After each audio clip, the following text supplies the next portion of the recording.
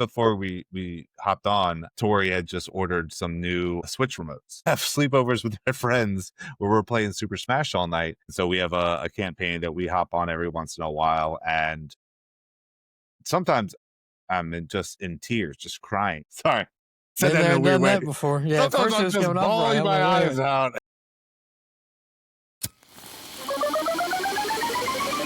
Get ready to light up and level up with High Level Chronicles, a captivating podcast that brings together gaming, cannabis, and engaging conversations.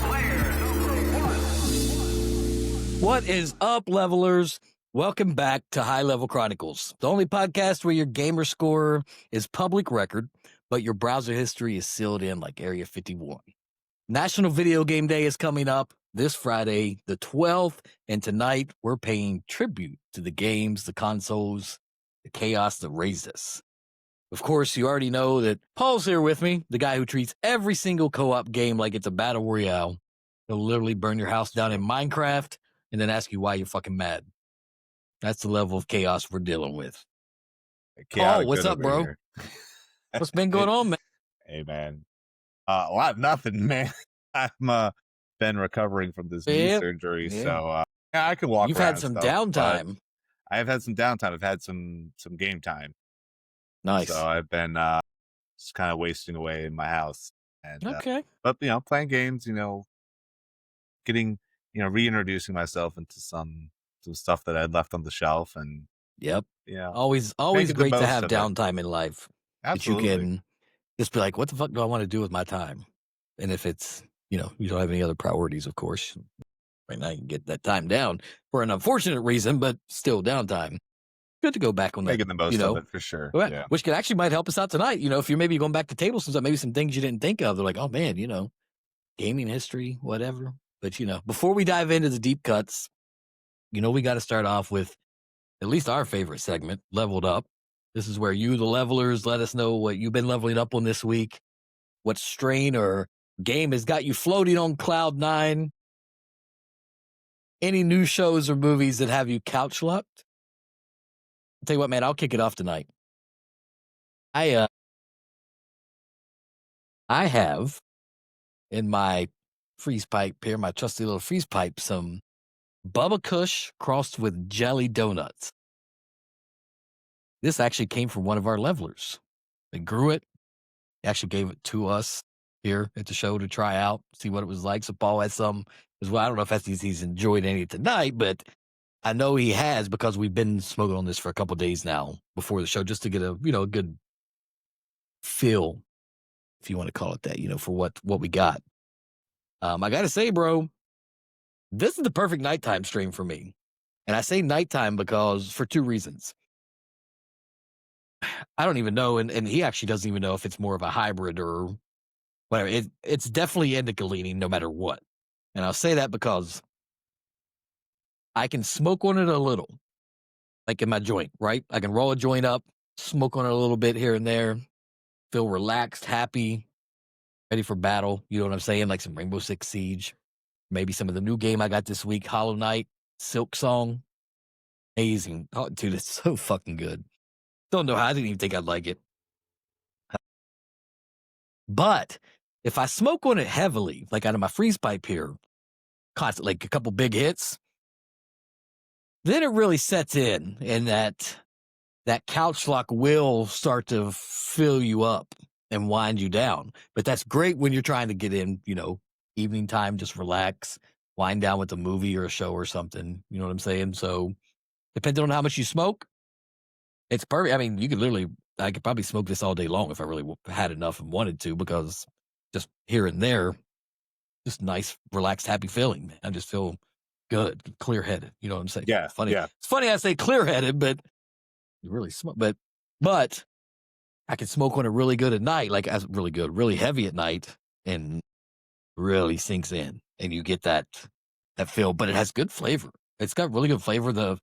He cured it really well. It's perfect stickiness, not too sticky, not too dry. Perfect cure on it. So shout out to Aaron Stillwell. Thank you for the Bubba Kush crossed with jelly donuts. Yeah, thanks so much, man. It's been I great. definitely, yeah, the same thing for me. Very relaxed when I had partaking, and definitely something that It's all on that I how have a you supply of. partake it. Because like I said, Certainly here can, and yeah, there, can joint, change. Yeah, whatever, you good. You smoke on it a lot, you're going to start. I mean, you'll end up getting the giggles and shit. At least that's what I did. But then I do it every night. But anyway, man, speaking of, I spoke of movies and shows and shit. We're finishing up the latest season of Reacher. Then I'm not sure where we're going to go from there. There's so many good shows out right now, and so many good shows on Apple TV that I have yet to watch because I don't have a subscription to Apple TV. But I think you're missing out there. see, here's the thing, though. Here's the thing. With the new iPhones announced today, well, yesterday, if you're watching the show, because it will release tomorrow, we're doing it tonight. But iPhones, they announced the whole lineup today.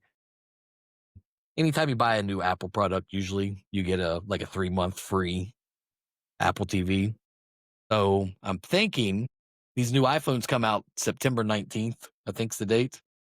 And we're going to be getting 2 of them anyway, one for each of us. We've already decided we'll go ahead and upgrade this time because, I mean, we both pay for a free upgrade every year, but we haven't even used it in the last 2 years. I still have the iPhone 15 or 16 Pro Max, whatever it is. But either way, between 2 of those, that's 6 months, right? That's 6 months of free Apple TV. Then I just bought a new MacBook Pro for the studio. So that gave me another 3 months. So I have 9 months built up right now. Oh Wow. Well, yeah. Just get something else. Get a I'm going to tablet and be. you're in for a year. Well, I already have one. I can't do that. We already have that app. But see, I'm thinking of binging some Apple shows soon. There's been a lot on the list that I've seen come up lately that look really good, and things I haven't seen, like The Studio. Amazing Yeah. from what I hear. And I've That's a never great seen show. Ted Lasso. Another show I should probably hop on and watch that. I hear a lot about. I don't know. But yeah. So, what about you, bro? I know you've also been leveling up. We talked about it a little bit, some Bubba Kush, but what else, man? The Bubba What's been Kush, going on yeah. here with Also you? been mixing some Singapore Besides your slang. downtime. Yeah. I just kind of was like, what do you got in this house? There were like some microdosing. I don't even think they have like a strategy, just like 2 milligram mushrooms or something, which was fun time. But I've been getting some older stuff. So one of the first games, I don't remember if it came with the Switch as like a promotional thing or one of the first things I bought, but Super Mario Odyssey was like the Switch game until Breath of the Wild. And I remember like, years ago, I was like, oh, like this is and then I think once Breath of the Wild came out or The Witcher or something, I was like, I just kind of forgot about it, put it back in its case, lost all my cases for a period of time. And then recently found the back. I'm like, oh shit, this good. And I have them all in my library, just like down, Yep. to the bottom there. But so I've been getting back into that. And like that is as like there's never been like an RPG is like stretching it, but it's like as I got RPGs you can get in the Mario universe with Mario Odyssey. So I've been like, leveling up on that and having a good time. And then there is an HBO series that came out 25 years ago, 24 years ago, called Rome. Wow. That they had to stop producing it, not because it didn't do well. It actually won like a ton of awards back then, but it was just too expensive to produce at the time because everything was real. Like there was no CGI, or if it was very little. And back then, everything even CGI was expensive as fuck to do. Right. So I mean, it's still expensive, but like back then, it was a very so niche. 2001, 2002, something like that. Fantastic show. Last year or 2 years ago, when everyone was out, I was like, how often do you think about the Roman? Like, I think about it weekly. I listen to podcasts. I've done a lot of books of the show. So if you're into history, it's like it's a little traumatized, but pretty accurate depiction of the Roman Republic, I guess, even before the Empire. But yeah, so really enjoying that, and have a couple for our listeners. We got at Mending Marcus 88 says OG Kush and grinding Dead by Daylight. Balanced it out by rewatching Heredity, and now I'm paranoid in the game and my living room. What is Heredity? I think, are you talking about probably Hereditary, the movie? Hereditary. It was a horror movie. Are you into horror movies? Probably not if you haven't watched it, because it was a good movie. Yeah. It was one of those like popular ones back, I don't know, 2018, 2019, I think. But it's about like demons. It's like the demon world, you know what I mean? A movie like that, but it's about like literally demons can infect people. Like say a demon bug got in your body, and you can pass it down through your genes. It's hereditary. And so people, they constantly figure out how, things. So it's, yeah, good movie. It is definitely, I don't know if I'd be going from Dead by Daylight to straight to watching fucking that. That's for sure. But I mean, to each their own. That's their thing. Yeah. Jeremy T says, been leveling up with some Purple Punch and binging The Boys, which I think I'm like a season or two or behind on that one. And let's get back into The Boys. Every time Homelander smiles, I swear my joint hits harder. Okay. And then somebody's high. Yeah, whatever, whatever works for you. At Cloud9 Casual says, what up, fellas? Leveled up on some Alien Funk Diesel and WWE 2K25. Took a break and watched School of Rock. Jack Black is just the tutorial boss for life. Jack Black is just the tutorial boss for life. All right. I'm not sure exactly what that means, but I'll roll with it. Did you ever watch School of Rock? Yeah. Oh, yeah. Many times. That's a rewatchable movie. And then we have Heather J says Mario Kart 8 playing Rainbow Road on White Widow. I hit my fiance with three blue shells in a row. He rage quit. That's impressive to hit someone with 3 blue shells, one course.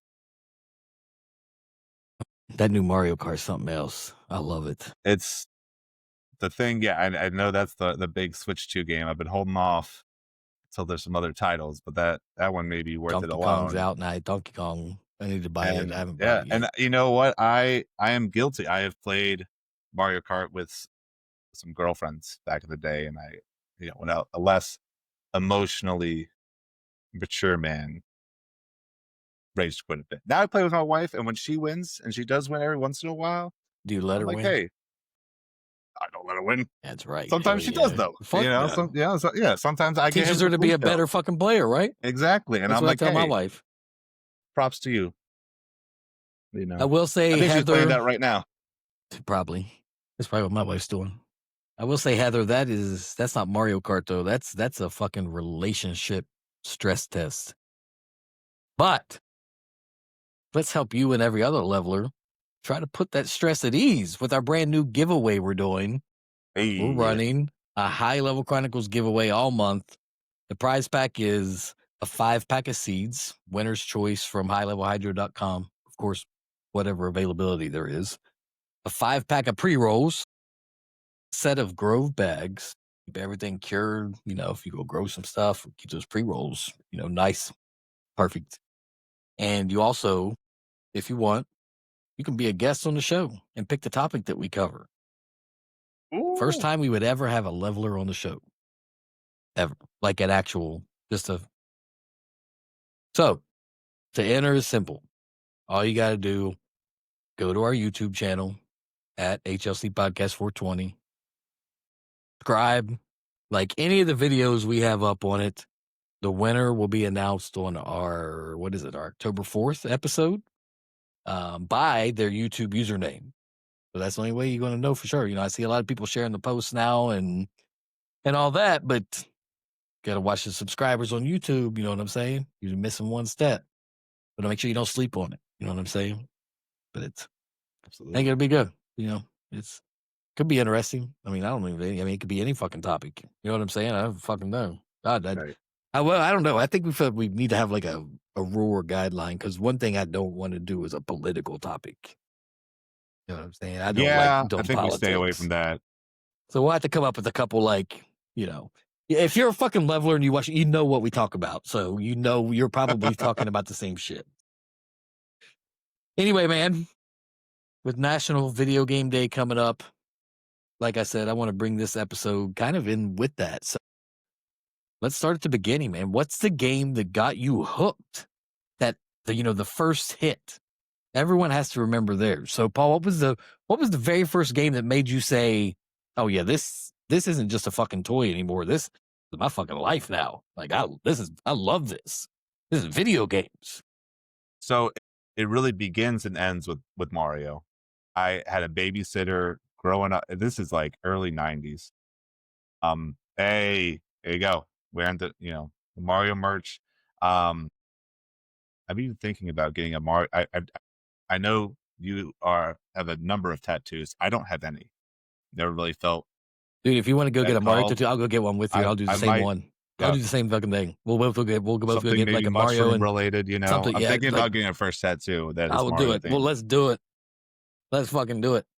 I haven't got a tattoo in a while. I still need to finish my whole rest of my arm, but my guy moved away, so I haven't got a new spot yet. But so I need to find a new place too. You know what I'm saying? So that could be an adventure. Yeah, We that can could be. I get That could be something really fun. related. That it would be. But yeah, But I'm anyway, playing so Mario. Nintendo, original Nintendo, that she had probably like from like her son was a lot older than me, but he had it, growing up, and it was just kind of around her house. And I was just like, yeah, let's try this out. And I was like, oh, this is great. This is something I'd like to do for a while. Just playing the original, Mario Kingdom, Super Mario, probably the first Mario Brothers 1 or whatever. It's called Mario Brothers. Yeah. I was like, Super Mario Brothers. Super Mario Brothers, yeah. With Duck Hunt. Yeah, and then, but that wasn't mine. I didn't own it. I just got to play it sometime. And that just, sort of got me hooked, where I'm like, I can't do this all the time. Maybe as a 6-year-old, I shouldn't be doing this all the time. But then I got Nintendo 64 as my first console. And then I got Super Mario 64. And that just, really just exploded into different like eras of like where I'm really into this kind of gaming and that kind of gaming, and then PC. There's a whole bunch of stuff, and now to where I am now, where there's just really like kind of like a golden age, just banger after bangers coming out. Whether it's the Switch, whether it's the Xbox, PS5, PC.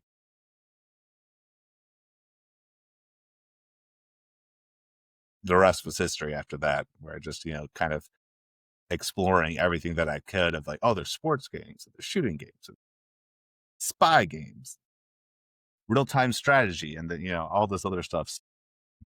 Yeah, so once I saw Mario in the, like 94, 95.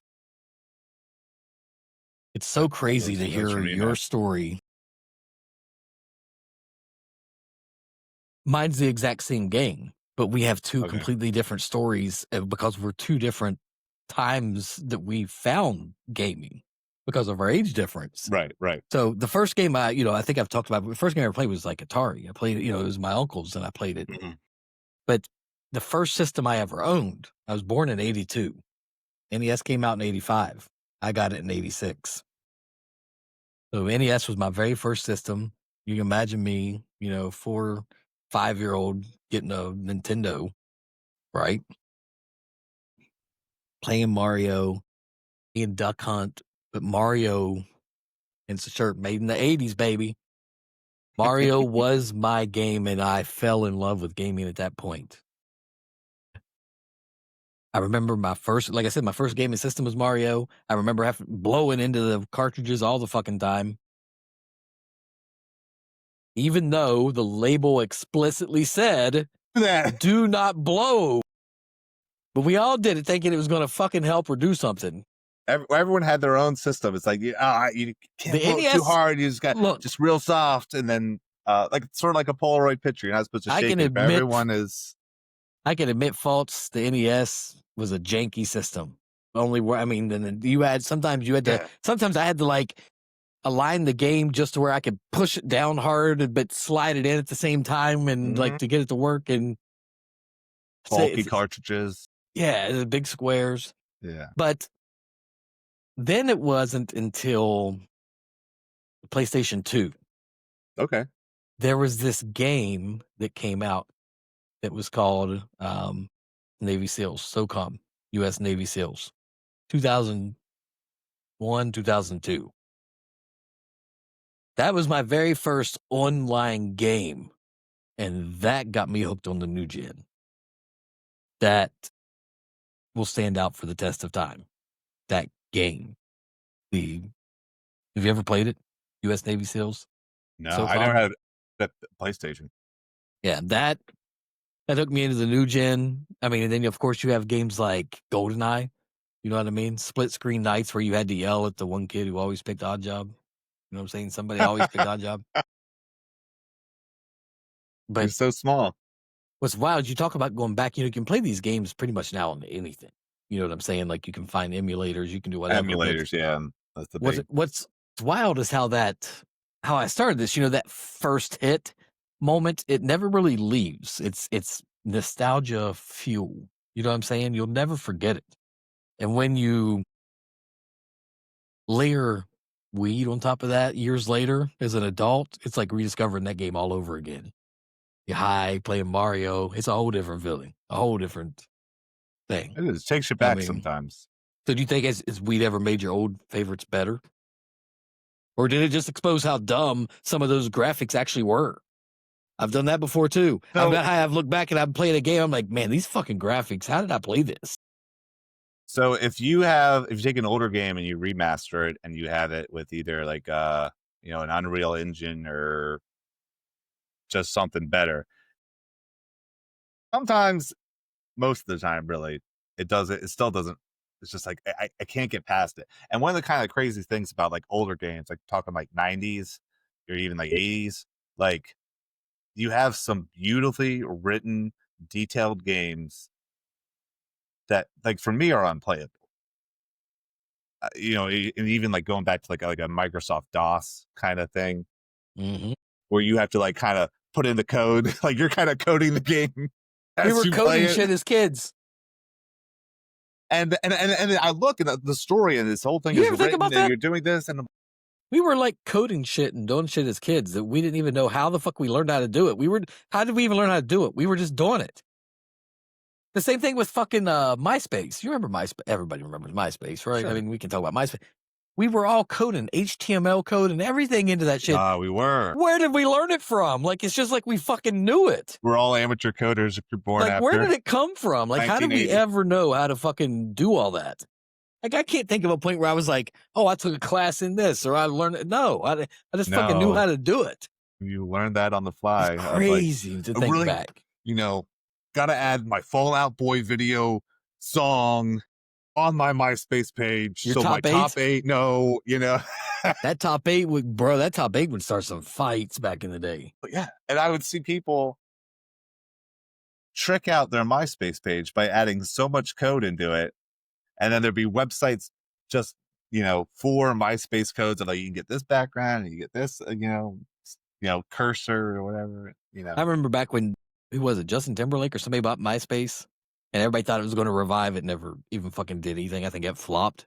You remember that? It's supposed to be like a music thing now. Yeah, I don't know. So that makes sense if it was Justin Timberlake, but I mean, I haven't been on in a long time. All right, so we talked about the first games, the games that got us hooked, whatever. Let's flip it. What about the do-overs? Games that we give anything to experience blind again for the first time. You know what I'm saying? Like if you could wipe one game from your memory, or lots, and relive it, what's your first pick? Don't fucking say Angry Birds. I'm tired of hearing that. You think that's a popular answer, Angry Birds? No, that's what you told me. Shit. I forgot I'm not supposed to say that. Not a mobile game. I think if I had to pick one, it probably would be. I'm gonna go with Pokemon, red or blue. I was always a blue Okay. guy, but because that would be, I'm like 10 years old. I got a Game Boy, which we don't even like think about anymore. Like I don't even like Game Boy Dude, the DSs Game or Boys were the something shit. back in the day. You know, oh You wait, told I me can you told play me a about your video game you told me about that on in manic my car. episode. You told me about that manic episode you had one time playing Tetris because a block looked the wrong way. Something. You told me about that. I remember that. No, but that was the first time where it was like, this is a world, and it's 2D, whatever. But I could take it, seeing the grandparents, car trips, just chilling at home, just on the Game Boy. And it was the first game that I had where I was like, I have a whole world. I don't know what it looks like. I don't know what challenges I'm going to be facing. I'm a fan of the series, like on television. Um, I don't know like what's that going to look like in a fully featured game with all the Pokemon um and then there was like cheats that you could do. I was Yep. really big into cheats as a kid. Everybody who wasn't used to go to the Yeah. stores. They had them in the back of magazines. Like you could buy the magazine or no. But yeah, I used to be subscribed to Game Informer. So back then, back then, man, they didn't have phones. You didn't have cell phones. So in stores, what Cell I phones would didn't do, even exist, not even flip phones. right? So I would get the magazines. You had like Game Informer or Game whatever. They always had cheat codes in them for different games, especially with new games coming out or games that were like Mortal Kombat, shit like that, right? Yeah. Always like how to do the finishers. There's always that stuff in these magazines. Mortal Kombat, yeah. Bro, when my mom used to go grocery shopping, I used to ask her to go with her, and I would leave her. I mean, back then it was safe to just be away from your mom in the store the whole fucking time, and she'd just find you, right? I mean, times were different, bro. And so I would just be like, I want to be in the magazine section. When you're ready to check out, come get me. And I would have a pad and paper. I would take it in with me, man. I'd write that shit down on my fucking pad and paper. Because she wouldn't buy it for me. The shit was too expensive. It was like $4 or $5. And that was back then, that was a lot of fucking money. So I used to write that shit down. Then they came out with like the cartridges. You could just buy a cartridge that had all the cheat codes on it. Yeah. You know what I'm saying? Yeah. Well, that's what with the Pokemon, they had the missing number Pokemon that if you could find it, if you caught it, it would crash your game. But if you just saw it, you could get infinity of whatever item you had in like a certain spot. And you always got like one master ball that could catch anything. And you just like, and then every just out there. See, I'm going to be honest. I have never played a Pokemon game in my life. Played red and blue, and I played gold. And then, that was kind of different. Now I got nieces and nephews, and they are all obsessed with Pokemon. So I'm was too old for like Pokemon Stadium. Yeah, that's true. Yeah, no, it hit. Would you call yourself a millennial? Or are you kind of on the cusp there? I'm on that Xennial list where you're right on, early 80s, man, because I was here when there wasn't no internet. I was here when there wasn't no cell phones, but I was here at the start of all of it, and I had to learn to use it. Yeah. So I think the Pokemon craze really, like, it hit, like, born in the 90s and, kind of that time. I was born in 90, so I was like, still like very much a kid. And see, I was hitting my teens. Right. So I'm going in, 12, 13-year-old. Not the thing I'm looking at that like, oh, only fucking little kids play that. You know what I mean? I'm trying to be a fucking 20-year-old. Right. Because I didn't really play it much. On my little fucking bicycle. Yeah, bitch. Yeah. Right. You Pokemon players, fuck off. There's a little change when you start looking at the game magazines and you're like, hey, what's this Maxim? Like, Maxim, FHM. Oh my God, FHM. Me and my wife were talking about that just like a week or two ago about where those magazines went. Remember, we used to talk about it. They used to have the Maxim Hot 100 list. You remember that? It used to be a thing. I guess you had all the Hot 100 that's still a thing. No, that's still something that got shut down years. No. Shows how much I look at the magazine section now. Yeah, it's crazy. As a kid, I used to have free subscriptions to them. Don't ask me how I got them. I remember back in the day there was like little scams you could do to get free magazine subscriptions. I had fucking Maxim free for 7 years. For once did I pay for it. Every time I moved, I just moved the address and it just kept going. Don't ask me how. I don't know how. I don't even remember how back then. I was a hacker back in the day, bro. I used to do all that shit, like hack everything. I was into computer techie shit for sure. All right. Well, Yeah. what about you? For one But game, I say it every time. The first game that comes to mind every time. I was talking to my wife about it earlier. She was trying to tell me what her game would be, but The Last of Us. There's no way that is still. I say it's one of my all-time favorite stories of all time. But the opening sequence, it hits like an edible you weren't ready for. I mean, it just starts off. I mean, The Last of Us and The Last of Us 2 are just great games. I could wipe my memory and play it all over again and forget everything about it, which it's almost been long enough. But I probably would forget. But yeah. Now, yeah, if I I have to go back like old school days, it would be the Teenage Mutant Ninja Turtles for Nintendo. played that game. That was a really good game. I remember how hard it was to beat it. It was almost near impossible. I mean, even though it was the easiest mechanics in the fucking world, you had 2 buttons back then. But I remember how hard I played that, and then I was kind of upset when it was over. You know what I mean? I fought for Yeah. so long, did this for so long that it ended, and I was like, so that would be like an old school game that I'd go with. Where And of course, the I mean, bosses start blinking colors when they're injured. yep. And of course, things like, I mean, Red Dead Redemption 2, you know what I'm saying? Just games like Elden Ring, right? I mean, discovering those insane bosses without spoilers or YouTube, hand holding. Breath of the Fucking, Wild was also up there for me, where you're like, oh shit, you can just go fly around or glide around, and then all these different abilities and puzzles and tough bosses. Much more difficult game than Tears of the Kingdom, which was just kind of like an homage to the game, but it was. I don't know. For me, it's always any game where it's like, hey, here you are, here's a world, find out the shit in it, what's going on, how you can be stronger, and do with it what you will. And like with you know Tears of what? the Kingdom, that was the whole thing where like there was just so much freedom that you could build shit that people would like find out ways that pass these challenges where the developers had no idea. And it was just this kind of, free form freedom. It was wild. If I had to pick a new game recently, Expedition 33, hands down, without a doubt, I would wipe my memory and play that game all over again and act like I never saw any of it. That game is the story is so good. I think that's my next one. Like, it's so good. I've only heard not good things, but just exceptional things about. I didn't think I'd Expedition like it. I really didn't with the turn-based shit. But, dude, I guess because I'd never really played turn-based shit, it was new to me, and I loved it. But the story is what kept me going. Right. You know what I mean? And find it out. Half and fair because there's no fucking map. I mean, there's like nothing. You got to figure shit out. Yeah, I mean, I think all the turn-based games are kind of extensions of Dungeons and Dragons. And so I played this game. It's by the same people who did Baldur's Gate 3, because like that would definitely be one.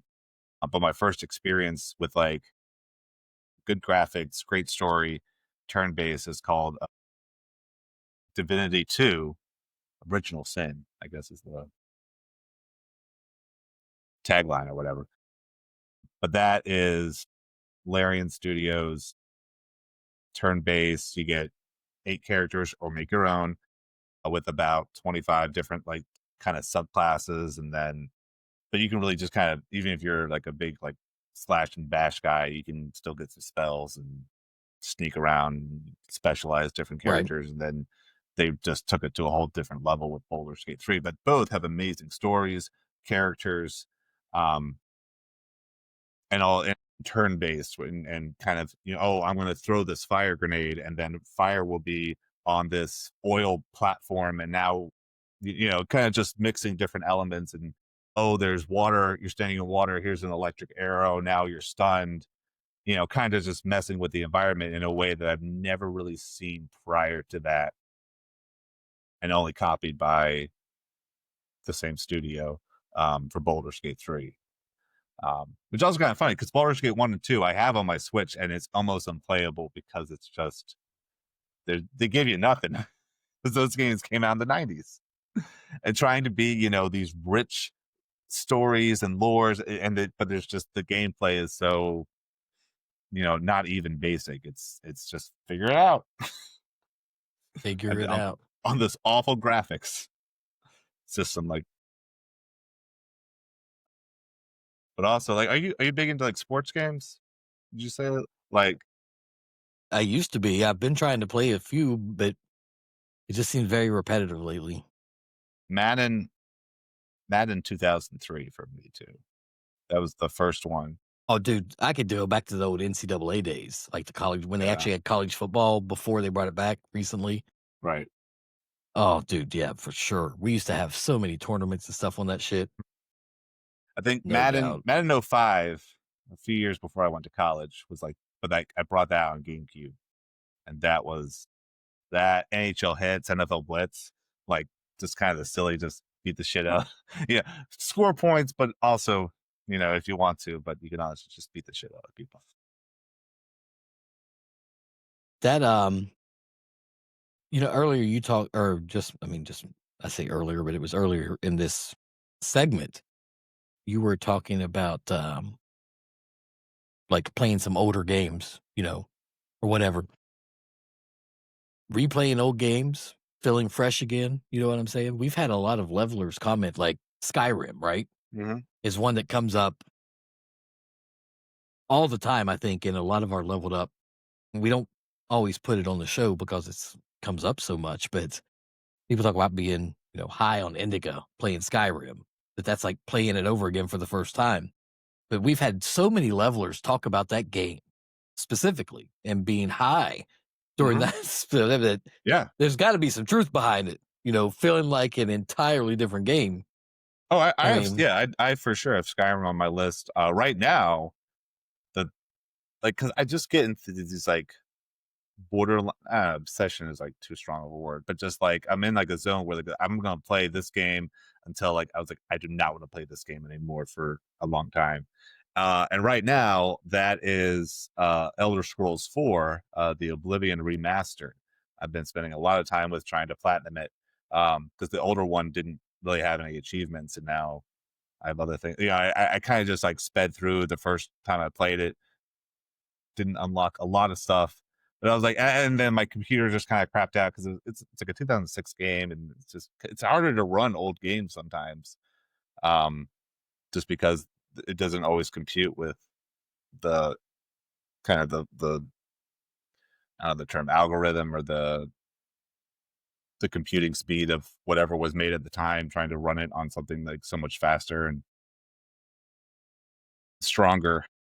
But now they have one like that's actually made for modern machines, and it's a lot of fun. I'm just exploring, I'm getting new shit, I'm finding out a lot of stuff that I missed the first time.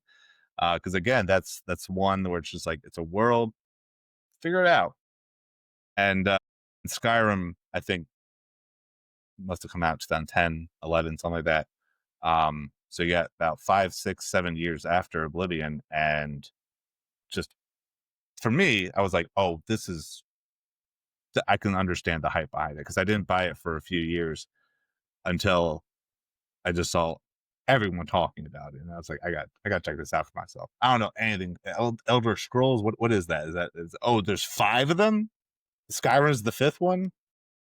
I missed 4? Yeah.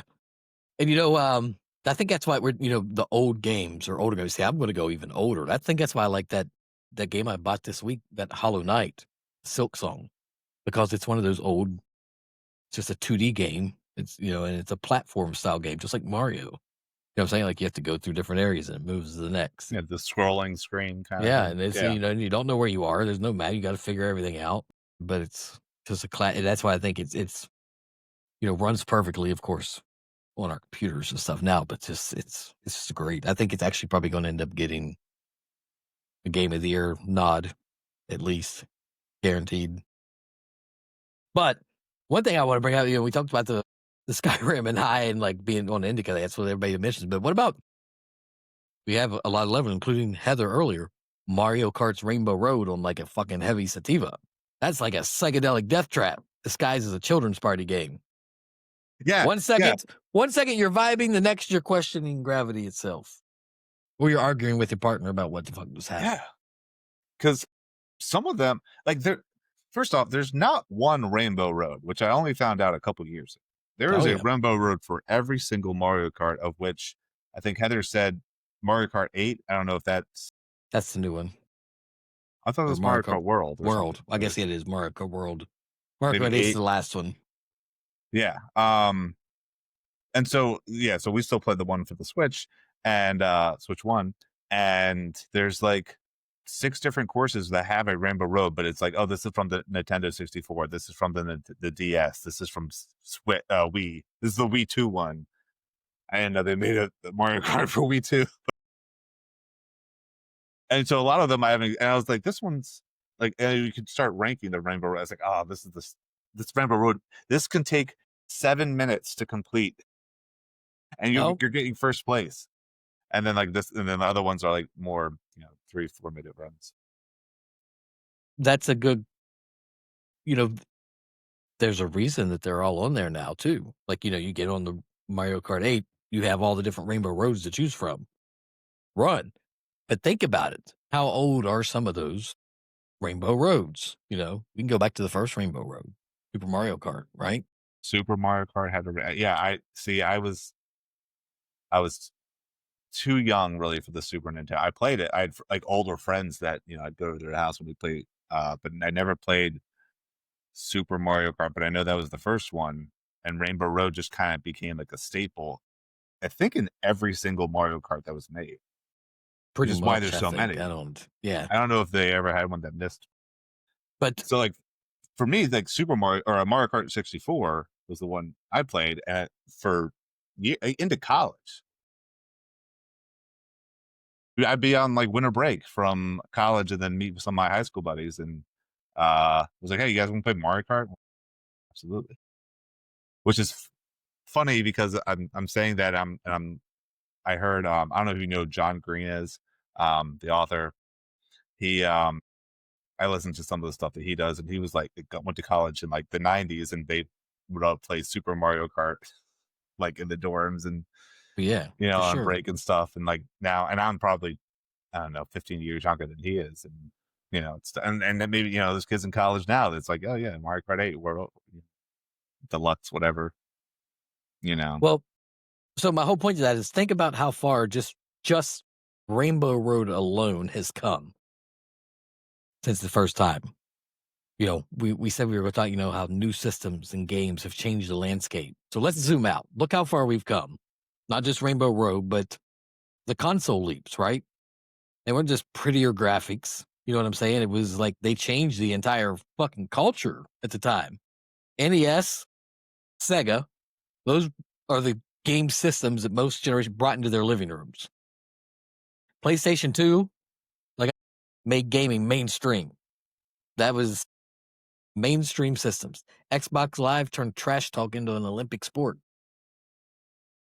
The Wii even dragged grandmas into fucking bowling leagues. Yeah. I mean, now we've got... That's like family. That's like the true family system that even like, mom and dad... Now we've got cloud gaming. We've got crossplay. We've got game passes. We've got...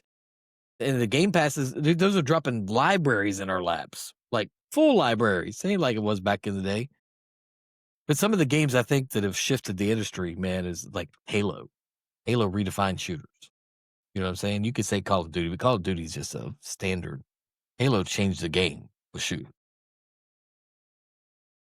I know some people think we don't have World of Warcraft, right? In terms of like MMORPGs. MMOs into a fucking second job for some people. I think I've told the story. I don't know if a legit second job. I don't know if I told you this story or if you heard it on the show. I think I've told it before, but I used to work at a company that we didn't really have anything to do. We worked for the government on a contract, and we only worked when we were on the road, but we had to be in this stupid building all day to do nothing. We used to play video games all day. Guy that worked there would be on WoW all day long, and he just, all you hear is fucking clicking all day. Oh my God, it's giving me PTSD right now thinking about it. Well, there were a big thing that later on was the Chinese gold farmers, where there would be these firms in China, and all they would do is they figured out, however to maximize whatever, to gold, and just would hoard this up and then sell it for real money. to players looking to get like a quick boost in their economy or whatever.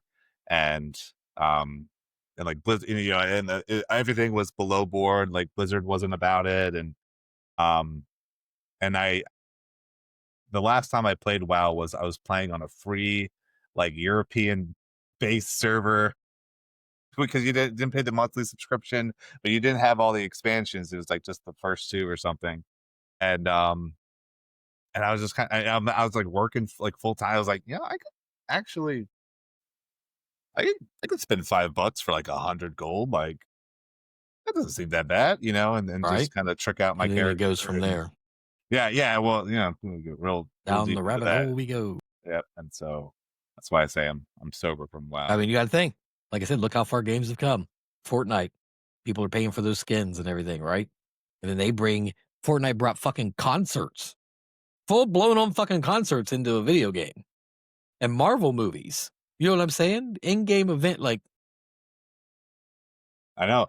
You ever thought about that? Dude, when you were playing Nintendo back in the day, did you ever think you'd fucking be seeing a concert in Nintendo in your game? Fuck no. Who concert was that? I don't. They've been many, man. Much. Eminem's done a concert. Cardi B. I mean, they've done in the game of Fortnite. Marshmallow. Yes, that's wild, dude. It is crazy. It's insane. It's just Elden Ring. Elden Ring fucking proved that almost completely possible hard games are still able to make millions.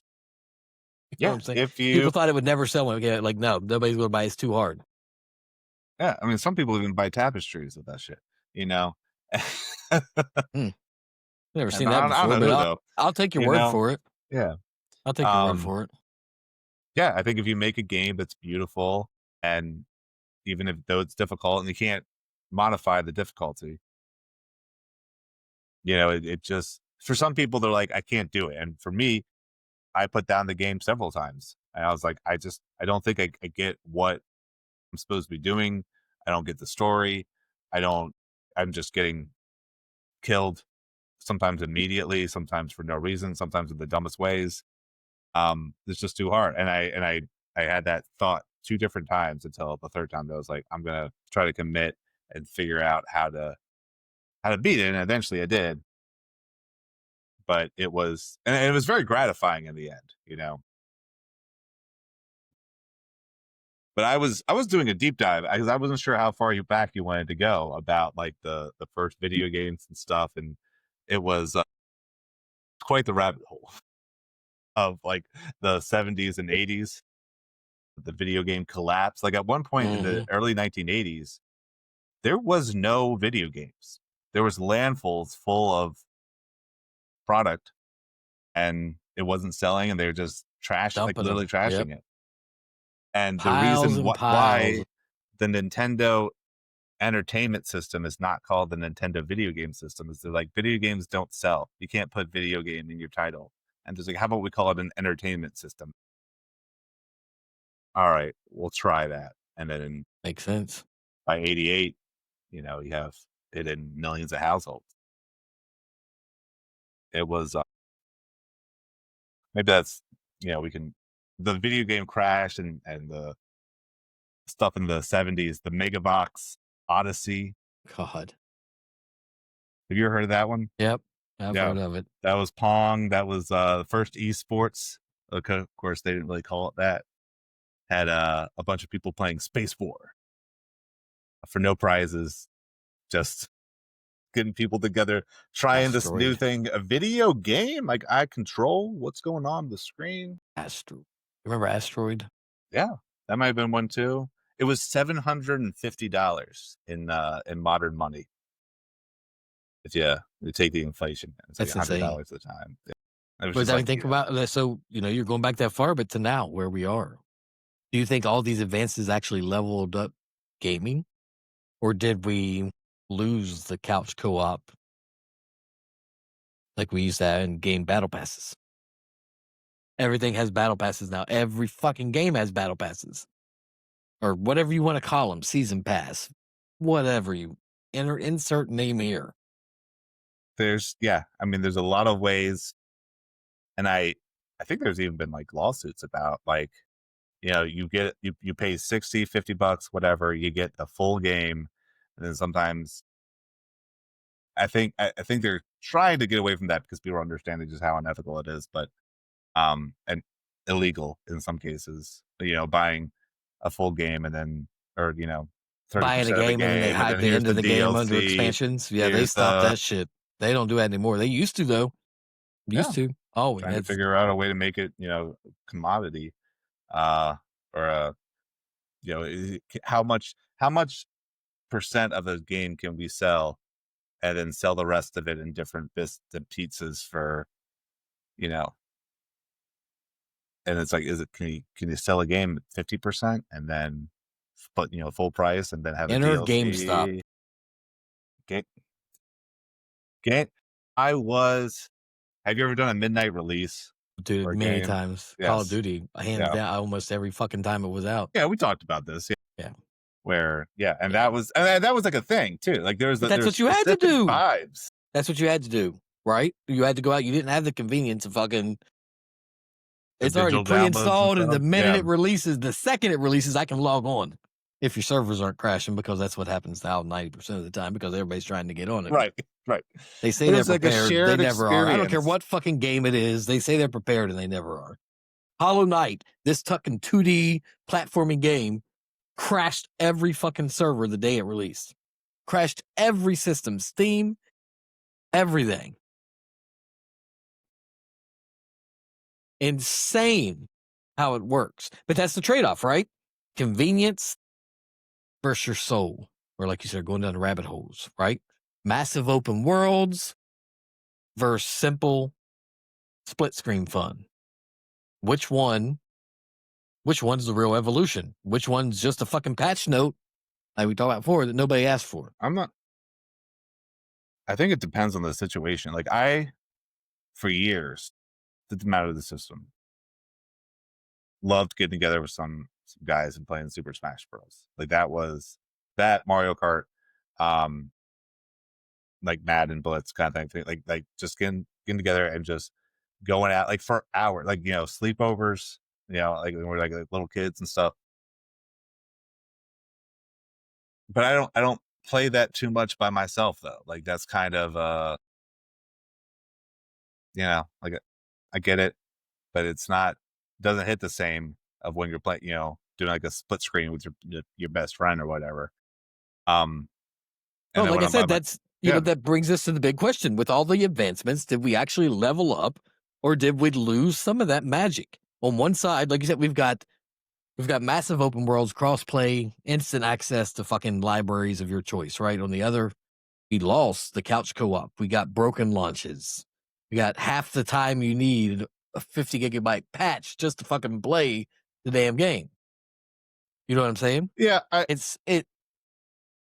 don't think that there's something lost, but I don't think it's too much to a point where it's like, the whole system or the whole industry, the whole game, depending on what you're specifically talking about, is bad.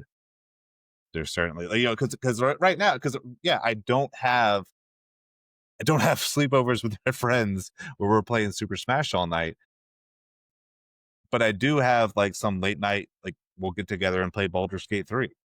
And so we have a campaign that we hop on every once in a while, and sometimes I'm just in tears, just crying from laughter, just having such a great. Sorry, said that in a weird way. That before, yeah. Sometimes I'm just bawling my eyes out. No, but like because we're just because you're just having fun. Like you're playing. It's kind of like the third thing. Like you're getting some guys together, and then like, oh, we're playing. And I just use Baldur's Gate as an example. There's other stuff that you can do.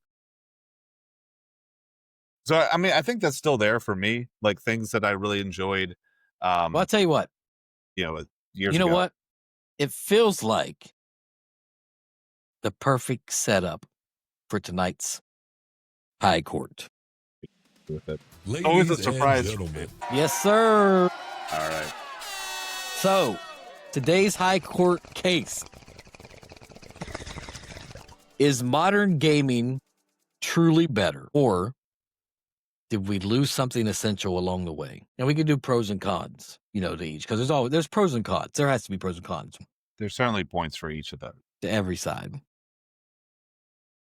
But hold on, I was like, if you're high as hell, would you rather boot up a modern AAA monster or go back to an 8-bit classic? You know what I'm saying? You can think of it like that too. So some pros. Let's list some pros. Let's start with some pros, right? Modern gaming, bigger worlds, massive fucking worlds, right? I mean, No Man's Sky, right? That's one game. I mean, I know you're probably thinking Elden Ring, Skyrim, but No Man's Sky has, what is it, 75 quadrillion fucking worlds that you can explore. I mean, like, it's impossible to fucking get through. Right. Yeah. I mean, Outer Worlds is you have a large map for each different planet. I haven't even finished that game yet. I'm like, oh man, they go everywhere, and you guys shoot your way through. Sometimes it's overwhelming. You know what I'm saying? That Sometimes. could be, it can be overwhelming, a lot. Pro side, again, I mean, I don't even know if it's not really a pro or a con, but like these harder games, sometimes people don't want to play them, like Elden Ring. That's just like, no, I like the classics, so that could end up hurting the game. But, the instant access, that's amazing, right? No more, it's instant access or online play, like you said, with anyone. You could be on late night with people from all over the world. You know what I'm saying? You can play with people. Before, we had to play the split screen. We had to have LAN parties. God, let's not even get into that. LAN parties and shit. I mean, that's how it used to be until modern. I don't know how rough it used to be back in the day for us gamers. Like, if you really wanted to game, you had to. There was a lot of work to it. Just that what made me think when we talked about the coding thing. There was a game my friend and I used to play, Warcraft 3, which is a kind of precursor to World of Warcraft, World Fun Strategy, and we would play, and we'd always try to get these games where we could play each other, but it was difficult because you had to configure your port. Yeah, I still don't really understand what that was. My friend figured it out how to do it, and I was like, "Oh, you got your host and you had your ports you had to go into." Yeah, now they've done a remastered version of that game, and it's just stupid easy to be able to figure it out. Like, no more port stuff. Pros, man, pros. So graphics so sharp your eyes will fucking water. Yeah. Some of the most beautiful games you've ever seen are the ones being made in the last 5 years. Never would have thought of in my lifetime back when I was a kid playing these Nintendo, playing Mario, playing Teenage Mutant Ninja Turtles, playing SOCOM on PlayStation even, that I would see anything like this in a video game at that point in my life.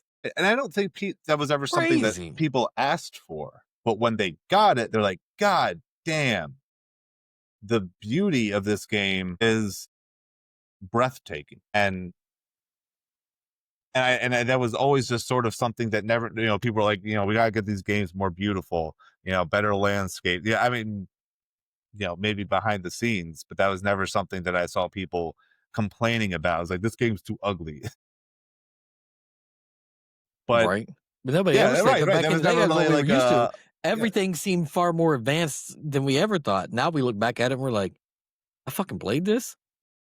I remember this looking a lot better than this, but it was just to us at that point in time and what we knew as in the world. That was the best we had.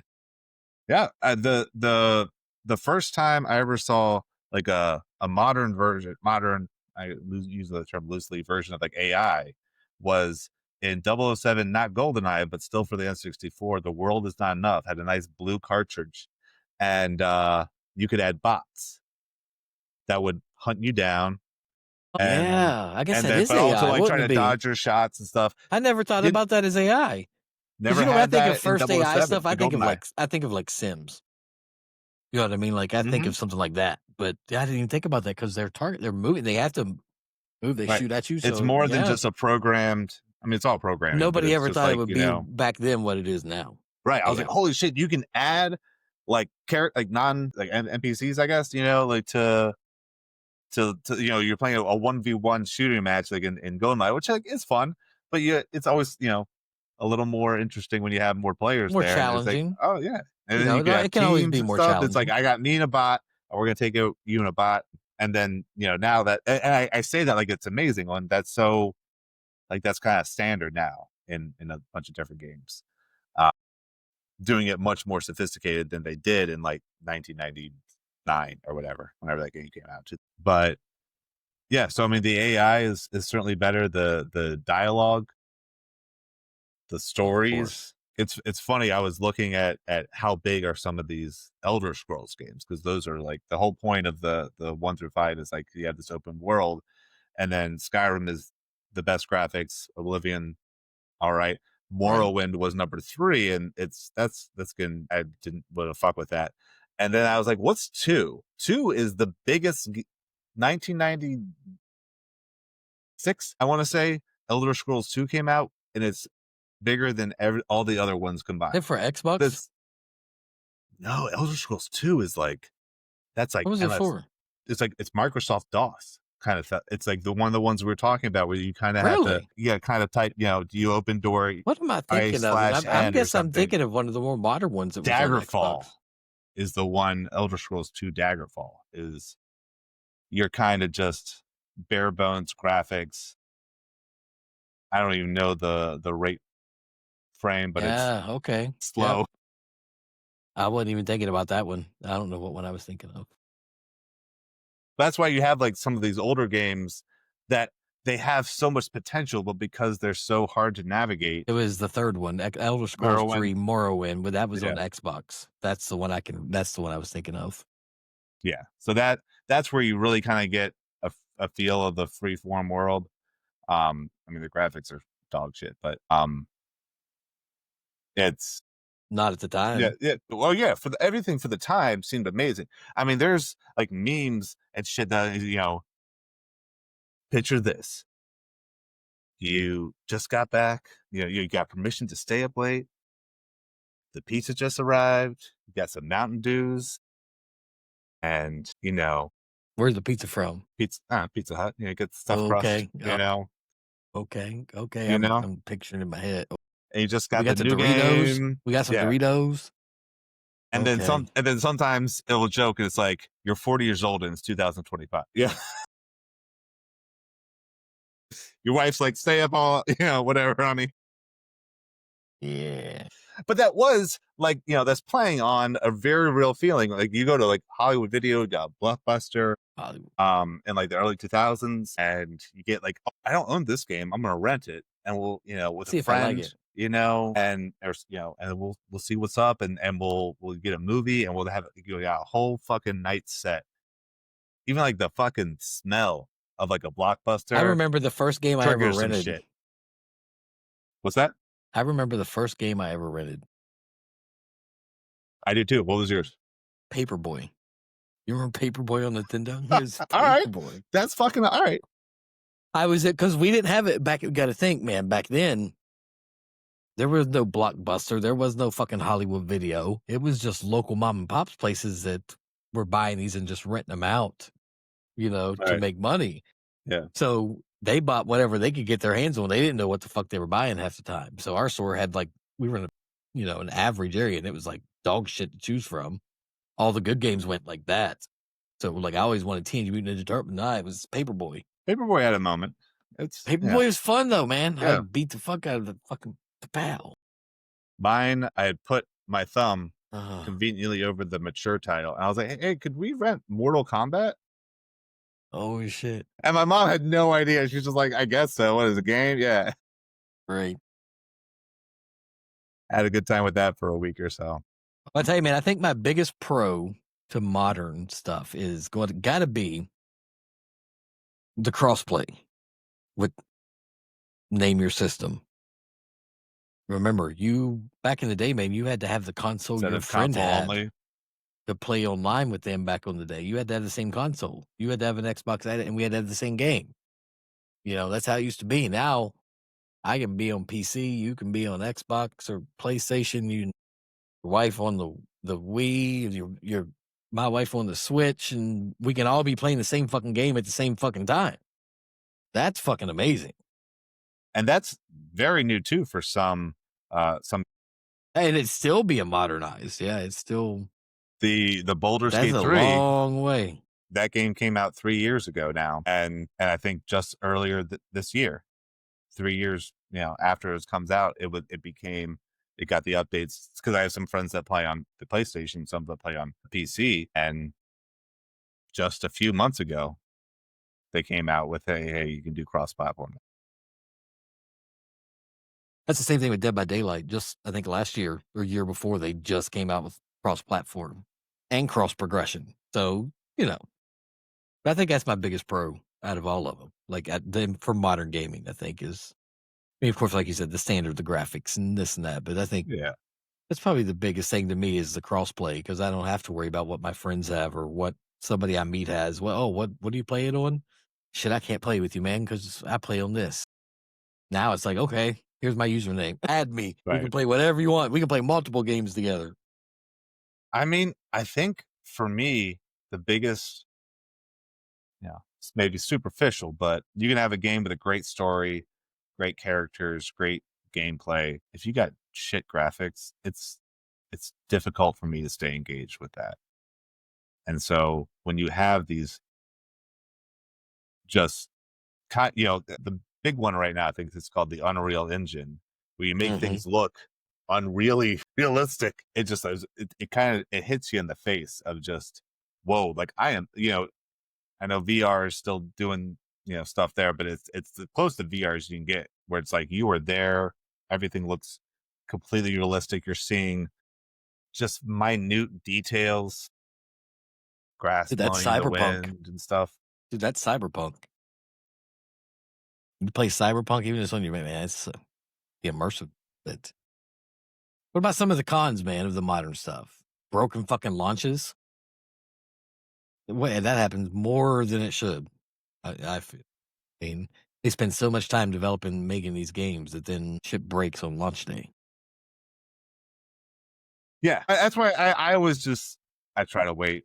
I was like, the first of anything is gonna come with some hiccups and So you don't have FOMO? You don't some get FOMO? not in that way where it's like I gotta have it the first day. See, Just I'm like that with certain games. If there's certain games that I'm like, I gotta have it the first day. Like I gotta play it. I gotta see.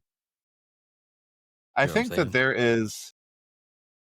there's a difference between like it just in the vibes of a LAN party where like people are committed. You get a LAN party going, you got people that are gonna dedicate some time and some lost sleep to getting together to play, something. And while the game may not have been as good as some of the ones now, it may not be as convenient because everyone has to be in one place than just hopping on Steam or Discord and all the different simulators out there. Right. I think that there's something lost there. I think there's just you can hear them, you can even see them if you really want to do like a video chat but it's just like everyone kind of being together but alone.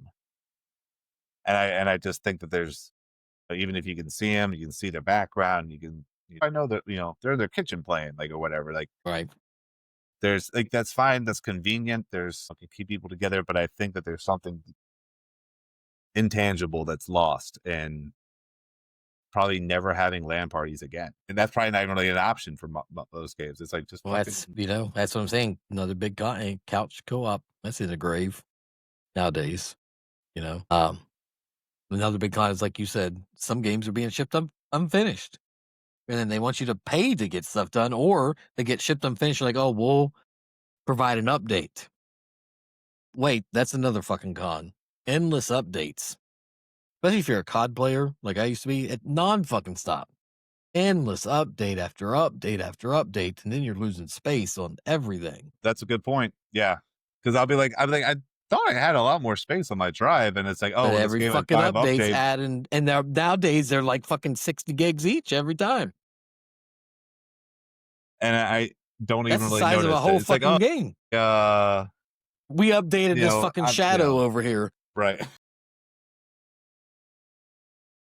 We found that a bot was doing this, and it might have caused an interruption in one millionth of a player. But like you said, missing some of them couch co-op stuff, but also the simpler fun. You know what I'm saying? That's gone.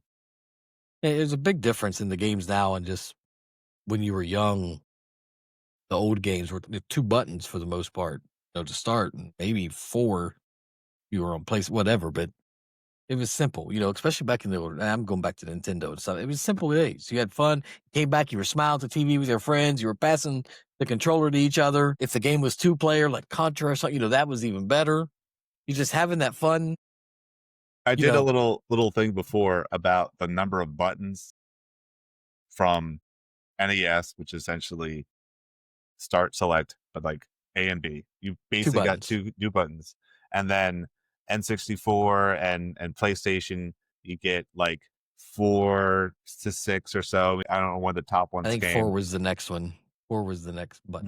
Right before we hopped on, Tori had just ordered some new Switch remotes. It's got like on sale, and like they look amazing. There's one that has lightning just throughout the entire controller, and you can change the color of the lightning. You can customize so it's it. like RGB? It's RGB. Lighting? The lighting? What you just said was RGB. Did he just say was RGB? Oh, like lighting. You can change the color. It has color through it. Oh, yeah. Sorry.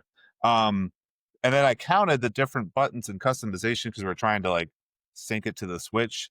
There's 22 buttons on that, I think. Maybe even more if you count pressing down on the sticks. And on like because they have different joysticks and stuff. And I was like, wow, you've come a long way from 2 buttons to 24 or something. Like I only think I punched on the back and stuff I was missing. There's one that's just and something I've only seen on this. It's just a Wi-Fi button, like to connect. And I was like, and then you can change the lighting. You could of the lightning and save your preferences and there's like a whole booklet that comes of how to just customize this controller. Like page 1 was how to connect it, and then page 2 through 30 how to program. And so so I think that there is like on one hand that it's kind of cool, like like this is a beautiful controller and it's be fun to and it's ergonomic and everything, but because like some of those little ones you get hand cramps like right in that area. Now you can hold it and have better. You can always go back to the days of the Power Glove. Then you don't have to do anything. You remember the Power Glove? My God, you don't remember? I know what it looks like, but yeah, it was the Power Glove. You did everything with your hand. You didn't have to even have a controller. Everything was on your hand. Oh wow, that was the cool shit. See, we thought we were living in the future then. Yeah. Now we got. All right, man. So what's your verdict? Is modern gaming the ultimate high, or are we just too fucking big to notice what we lost from back in the day?